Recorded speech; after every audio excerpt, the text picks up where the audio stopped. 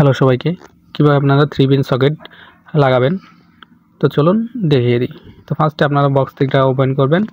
Open করার পরে এটা আপনার উল্টো সাইড করবেন। এরপরে আপনারা দেখতে পাবেন এখানে যে এল নামে একটা লেখা থাকবে, এরপর আপনার নেগেটিভ নামে একটা, এন নামে একটা লেখা থাকবে। তো এলটাতে আপনি এখানে জাস্ট আপনার এই যে এল দেখতে পাচ্ছেন, তো এলটাতে আপনি লাল তারটা সংযোগ দিবেন।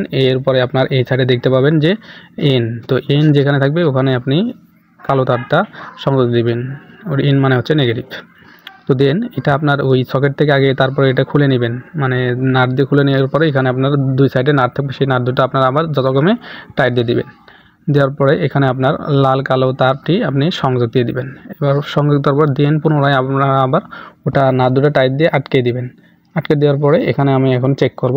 তো দেখতে পাচ্ছেন আমি যে চেক করলাম অনেক সুন্দর কিন্তু আপনার সেটিং হয়ে গেছে। তো এখানে আপনি কিন্তু চাইলে এখন fridge, TV, blender, rice cooker, pressure cooker, ওভেনার সব কিন্তু এখানে আপনি সংযোগ দিতে পারবেন। তো এই ছিল আজকের এই ভিডিওটি। যদি আপনার কাছে ভিডিওটি ভালো লেগে থাকে সবাই একটা লাইক, কমেন্ট, শেয়ার করবেন। ধন্যবাদ সবাইকে।